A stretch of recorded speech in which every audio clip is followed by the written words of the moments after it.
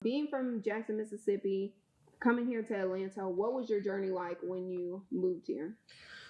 Um, a slap in the face.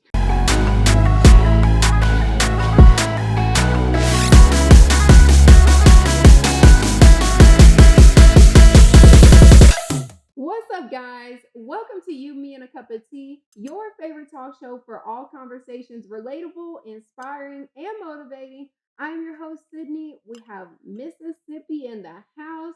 Y'all may know him as Keemy Casanova. It is Akeem How we Ali. doing, Sydney? Hi, Yeah, nice what's to up? have you here. I feel good to be here. Yeah, this is I love when Mississippi greatness gets together. So this is a vibe. Yeah. Yeah. We not like strangers. We always family when we meet. Yeah, absolutely. Yeah. It's like a Southern thing, and I Yeah. love it. Yeah. You just know if you know. Yeah. Mhm. If you know, you know. Your music is definitely different, stands out. And we're gonna get into that, but I want to dive into your journey. So, being from Jackson, Mississippi, coming here to Atlanta, what was your journey like when you moved here? A slap in the face. To kind of say the least. I had this thing where like if I moved to Atlanta that I was gonna get famous in like 3 months or somebody would discover me and I'm just like where I needed to be. And that turned into like 3 years, 4 years. So I was like, well, shit, But definitely challenging. Pulled a lot of strings. Like tugged on a lot of strings, not pulled strings as in like connections, but it just taught me how to like hustle a little more, how to network, meet people, take care of relationships, be patient, and diligent, consistent and persistent.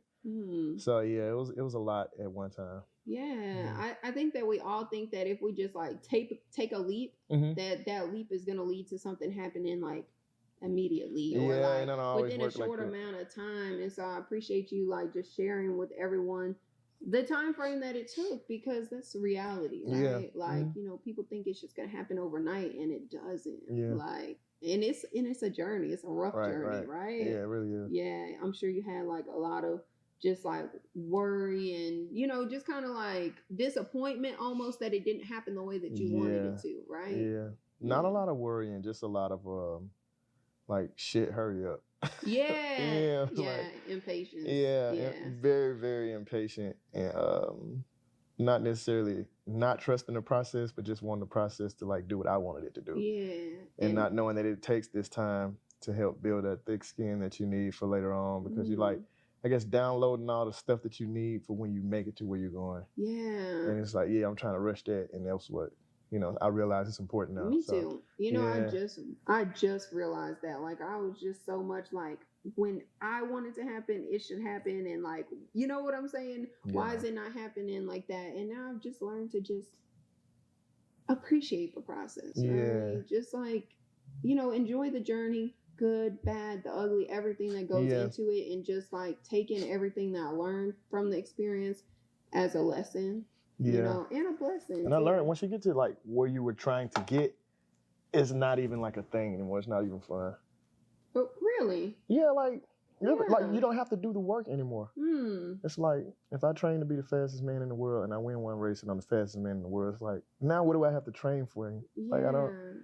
Yeah, you can sustain things, or like that's a thing, but it's like once I get where I was trying to go, I'm like, well, I'm here now, and it's like the fun part was the struggle and like all of the stuff that the stuff that it taught me getting here. It's like the actual thing itself isn't like super fulfilling. It's like everything that you gained along the way is kind of like what set the tone for where you at. So kind of for the fulfillment. Yeah. It kind of happened along the way. That's the fulfilling part. Yeah, the gratitude that came along the journey. Yeah. So I know in 2019, December, you quit your full-time job as a barber. I did. Yeah. What was that leap like? Being here in a new city, well, you were here for like, what, 3 years at the time? Yeah. But being here in Atlanta, a big city, what made you decide that that was the moment that you needed to take the leap? I just wasn't happy. I was just fucking like, I'm tired of being in the barbershop, working on other people's schedule. And of course I did work for myself, so I could kind of set my own schedule. But it's like if I didn't if it didn't coincide with somebody else's schedule, I'm still losing money. So it's like, I don't work for anyone, but I do work for somebody. Right. And it was just like, I wanted to go out and network and promote. And all of the opportunities I had to do that, it seems like I had to be in the barbershop. I remember like Super Bowl 2019. This is what really, really pissed me off. I was like, it was so much stuff going on in the daytime. And I was like, I need to be out there in it. I need to be promoting. I need to be brushing elbows, shaking hands. And I was in the shop all day. And then when I left the shop, standing up for like 8-10 hours, I walked up and down Centennial the whole night, stopping people and rapping to them. And just kind of like, hey, I do music, listen to my music, follow me. You know what I'm saying? And I'm just like, damn, if I had been out here in the daytime, it would have been better. And I could have enjoyed my night somewhere else. And so, but it was just stuff like that, like not being able to do what I wanted to do to get what I needed to get. And I was just kind of like, whatever. Yeah, missing those opportunities that you felt like were going to change your life. Yeah. And I didn't know where like money or nothing was going to come from. I just said I was going to quit. Yeah. As soon as I got home and I realized like, oh, damn, I still got rent. I was like, shit. You know what I'm saying? So I took like a few clients at the house just to pay my bills. Like I literally didn't have, when I quit working at the shop, I started making like right off the back, probably like $200 a week. But I wasn't like tripping. I wasn't mad about it. And I was like, you can go and do what you want though. Or you got a freedom that you can't pay no amount of money for. Like, and so I was like, it's cool. And then when the pandemic hit, I'm like, shit, yes. Yeah. Everybody broke with me. Yeah. I'm like, everything fucked up. I'm like, cool, let's keep it like this for a good minute so I can figure this shit out. So yeah. It was almost like it happened perfect timing because, you know, then there were like breaks, like as far as like rent breaks and all of those things. It was like destined. I think any time is the perfect time for a rent break. I don't even think that's like it's something that's like, it was perfect time. Shit, they told me now they didn't have to pay it. I'm like, oh, perfect. Yeah. Yeah. But like it definitely aided you in that journey to like get out. You know, get out of what you were doing. Yeah, and get into what you loved and what you enjoyed, what your passion was. Mm-hmm. Yeah. So then what happened after COVID? Like, what was the pivotal moment that like really changed things around? You went from making $200 to $300 a week to, you know, everyone knowing you. You know what I'm saying? The pivotal moment happened when I was in the shop, right before I was about to leave. This guy named Kelton, one of my friends, he was barbering the shop with me, and he used to cut Kelton's hair. But sometimes my friend would not be at the shop, or he'd be like, yo, is Tez here? And I'm like, yeah, nah, Tez ain't here today. He like, you can cut me, bro, because he be bullshitting. And I'm like, yeah, I'll cut you. And I'm like, yeah, don't you be doing pictures? Or don't you like do photography? He like, yeah. I was like, I tell you what, man, I'll cut your hair every week if you just take me some pictures. He was like, at the time, he was like, I charge $150 for a photo shoot. And I was charging like $25, $30 for a cut. And I was like, well, shit, I'll just cut your hair. And when we get up to the price of a photo shoot, like, you just take my pictures. And it got like cutting his hair. And then it's like, he's like, you ready? And I'm like, I got a free shoot just sitting there. And it just went from that to like him coming in and just getting his hair cut. And I'm like, one day I'm gonna come. And never came. And he telling me, he was like, damn, I started feeling bad. I thought I was taking advantage of you. And I was like, oh no. I'm like, I was just figuring out my plan. So when I quit, I hit him up and I was like, hey bro, you ready to shoot? And he was like, yeah. And I kept cutting his hair. Did a photo shoot, literally cleared everything off my Instagram page, like swiped it clean and started it new, like brand new. And so I wanted to have it like looking like a swatch when you come and look at it. And so every strip, every 3 posts was like a color. And it was 2 photos on the side and a freestyle in the middle.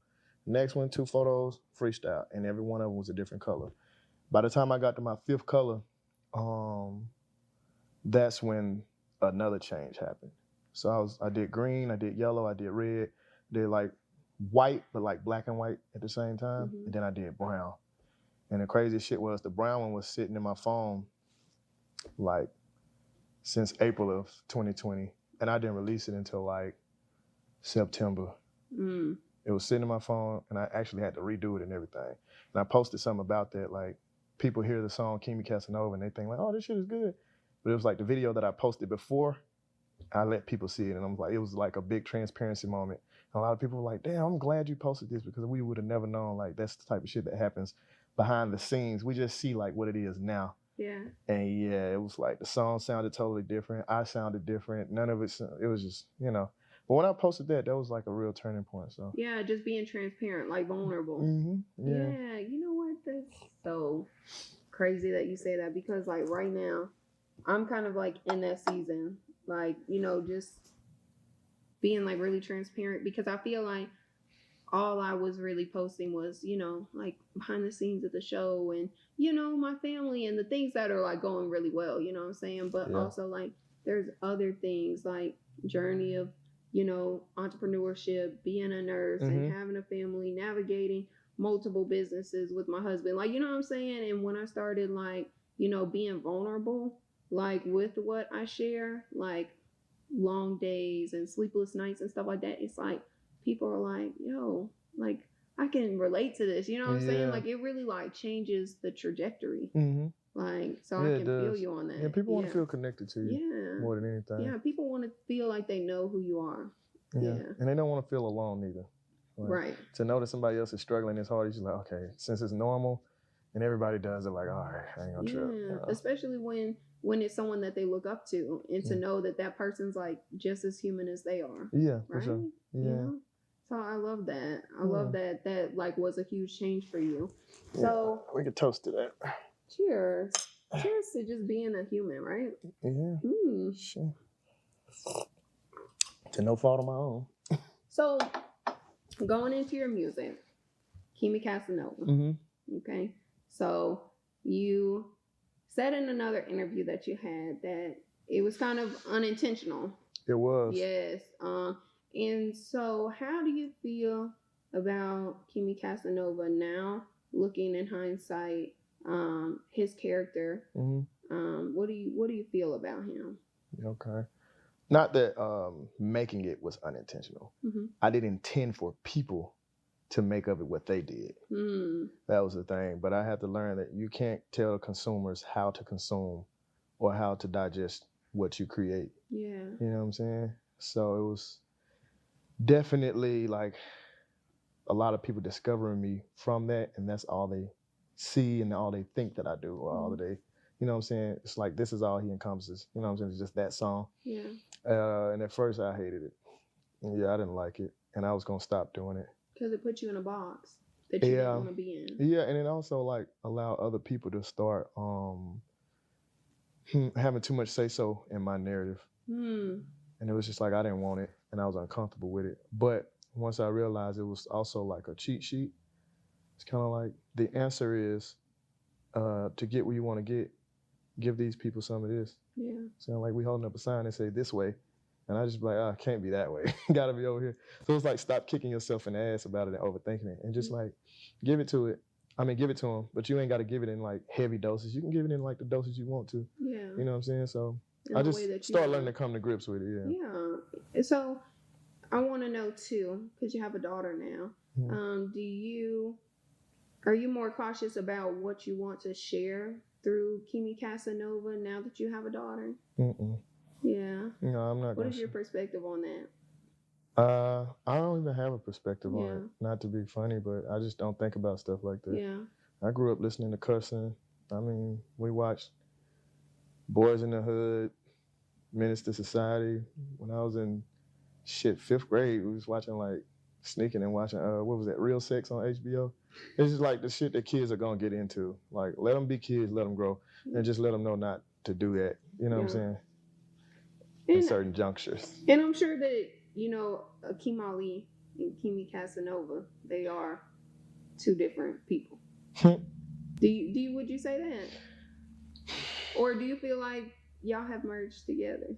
They coexist, but it's like there would be no Keemy Casanova without Akeem Ali. Yeah. Like literally the things that Keemy Casanova raps about are from the experiences of Akeem Ali. And some of it is just kind of like put it in like a fairy tale land so people understand it. But some of it is like truth, you know? I'm not a pimp or nothing. Like, I ain't gonna see, because people be like, this nigga really a pimp. No, but it's like some of the things, it's just like, I might have said this to somebody, or I might have done that one time and it was so funny. But like, if I tell it in a Keemy Casanova voice, everything I say, you just automatically think that it's like pimpish and like, you know what I'm saying? Because smooth talking, but like the stuff that I rap about for Keemy Casanova, Akeem Ali experiences first in like. So y'all coexist and y'all are as one. We friends. Yeah, y'all. We friends. I am dead. Yeah. What was I'm sorry, you made me laugh. I am dead. What can people expect from you going forward? Because I know you do want to kind of get into a new space. You want to start putting out some different things. We've talked about that before. So what do you feel like you want to give to the people, and what can they expect from you? Expect me to be the biggest and the best you've ever seen. That's literally all it amounts to. I guess it'll be like kind of, it's not hard to explain. It's hard to make you understand. So that's the best way I could put it. Where does your confidence come from? God.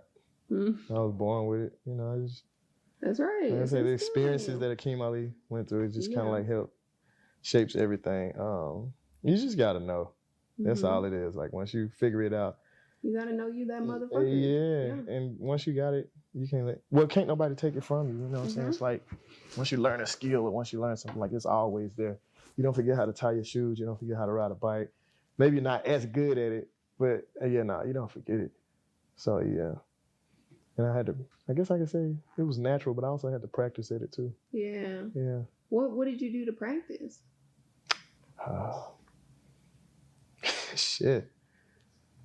Like, do you journal? Were you affirmations to yourself? Practice. I'm never that person. Yeah. My journaling was like writing raps.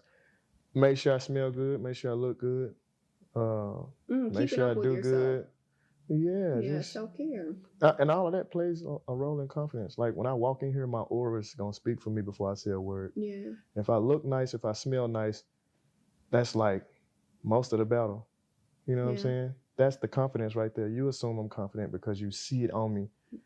I didn't have to say anything. But when I speak it now, it's just like, it's in him too. Yeah. You know? It's not on him, it's in him. Yeah. Yeah, but all it takes is like literally looking the part, first of all.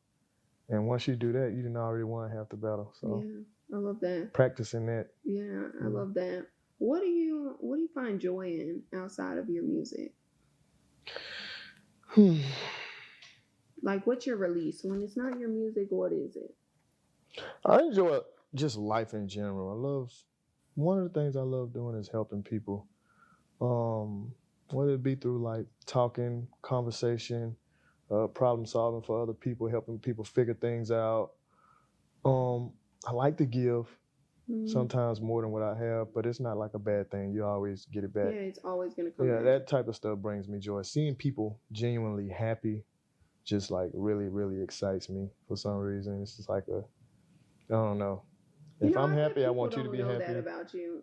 People don't know that about you. Yeah, everybody who knows me know it. Everybody who know me know. Like if I'm feeling good, I want you to feel good. If I'm paid, I want you to pay. Yeah. If I got it, I want you to have it. Yeah. Like whatever I'm doing or whatever I got, and it's a part of me and it's near and dear to me, like I want my people to have a piece of that. Yeah. You know what I'm saying? Because if it makes me feel good, I'm like, Yeah, I agree. Me and James talk about all the time. It's not about what we can do for ourselves. It's about what we'll be able to do for other people too. Yeah. Like, you know what I'm saying?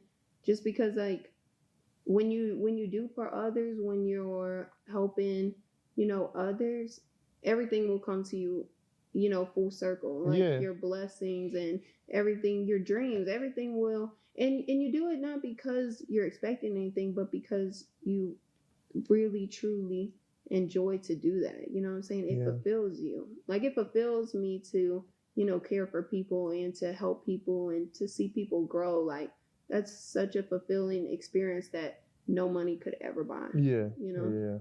I also appreciate seeing myself like evolve. Yeah. Like not knowing or being ignorant or being like stubborn or just like whatever. And like pulling myself out of that perspective later on and looking back and being like, oh damn, I'm so much better than I was. Or right then, like holding myself accountable and like making like on the spot corrections. Like I appreciate that, even when it's like hurt me sometimes, to like not be prideful or not say something to somebody out of spite or like not seek vengeance and I catch myself not doing it. I'm just like, oh, you're doing really fucking good. I'm proud of you. Yeah, your feelings are hurt, or you want to do this, or you want to buck on it, but like you're not doing it. And I'm like, it makes me happy because it's like, you know, it's maturity. These are things that I pray for. Yeah. So I'm just like, I like that. You know, like people pray for, you know, like money and possessions and stuff like that, but it's like seeing yourself grow, like literally being able to look back and be like, dang, I was this person, acting like this, I, you know, responded like this. You know, seeing your mindset grow is so much more. Like, you know what I'm saying? Yeah. Like just seeing yourself, being able to look back and just, you know, clap your hands and be like, I'm proud. Like I'm really proud of how I've come, you know, how far I've come. Us, it's the purest form of anything that we have to offer anybody. When you can't give anything else, you can always give yourself. Yeah. You can give your time, your efforts, your energy, your thoughts, your prayers. So this is like the purest form of giving that you can do. I love that. Yeah. I love that. What advice would you give to anyone that was in 2016, was like you, moving here to Atlanta, chasing their dreams, and kind of feels like they want to give up? What would be the advice that you would give to them to keep going? The advice I would give to them to keep going. Or a lesson that you've learned. Man. Thug it out. Thug it out. And it's gonna get wicked. But if you ain't got like thick skin, just move out the way. Yeah. You know what I'm saying? It's definitely not a game for the faint at heart. Like you gotta be, I don't know. When it get wicked, you gotta get wickeder. You feel me? Like, and when it throw fire, you gotta throw fire. Yeah, like, and it don't stop. You know what I'm saying? On every level, it's another devil. You know what I'm saying? Like when you get where you're trying to go, it's another struggle you're trying to overcome. Right. So yeah, keep pushing, man, and thug it out. More money, more problems. Yeah, when you can thug it out, like it's and one of my friends, I was on the phone with her, she told me, one of her friends told her, she was like, it gets really hard when you're at the end. Like the beginning is always easy, the middle, you can feel some pressure, but like when you're in the gym and you on your last couple of reps, it gets so fucking hard to do them reps. But when you do them, it's like this feeling of, fuck, I did it. Yeah. When you're in a race and you coming to the end, that's when you have to run the hardest sometimes. But like when it's really, really hard, that's when something good is about to happen. That's when you're about to break through the way you want to get. So, thug it out. Thug it out. I love that. I love that. I appreciate you like so much. Just sharing who you are. You know, I think it gives people another perspective on who you are, especially for people that don't know you personally. And just, you know, seeing your craft, your passion behind what you do, because, you know, Akeem Ali, Keemy Casanova, those are all expressions of you. That's your voice, like your purpose in this world, you know, to share your voice. So I'm really appreciative that you appreciate that. Came to You, Me, and a Cup of Tea. It means a lot to sit down and talk Thank you for having me. Yeah, this was so good, and it's always good to connect with Mississippi. Like for sure. I love my people. Let everybody know where they can follow you and check out your work. At Akeem Ali, that's AKEEM _ Ali on our platforms. You follow me or swallow me, either way I win. The choice is yours. Okay? Make sure y'all go follow him. Make sure you subscribe to our channel, like the video, comment, and we'll see you in the next episode. Peace. Cheers. Dope.